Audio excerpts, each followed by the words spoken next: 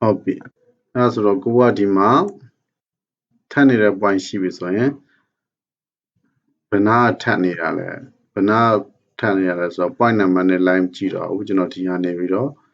zoom to selected point ဆိုပြီးတော့ click နှိပ်လိုက်မယ်ဒါဆိုရင်ကျွန်တော်ဒီမှာထပ်နေတဲ့ point ကိုမြင်ရတယ်အဲဆိုကျွန်တော်တို့က point number နဲ့ကြည့်နေတာဖြစ်တဲ့အတွက်ဒီမှာ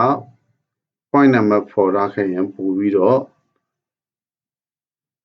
တွေ့လွယ်မှာပေါ့နော်ဒီမှာဆိုရင်116.23ရှိမယ်116.3ခွင့်33ရှိမယ်ပေါ့နော်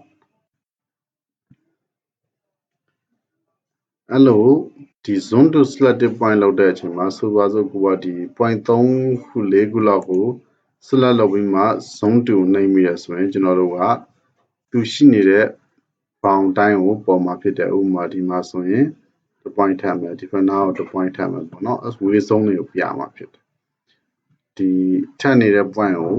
area ငုံမိအောင်ပြမှာဖြစ်တဲ့အတွက်တစ်ခုချင်းစီအသုံးပြုတာပိုကောင်းပါတယ်ဥပမာဒီရှေ့မှာ click လုပ်ပါနဲ့ဒီနောက်ကမှာ click လုပ်ပြီးတော့ zoom to selected point ဆိုလဲရတယ်ဒါဆိုရင်ဘယ် point တွေကကျွန်တော်တို့6လက်မအတွင်းရှိပြီးတော့ကျွန်တော်တို့ထပ်ဖတ်မိရဆိုတဲ့အမျိုးလေးကိုသိနိုင်မှာဖြစ်တယ်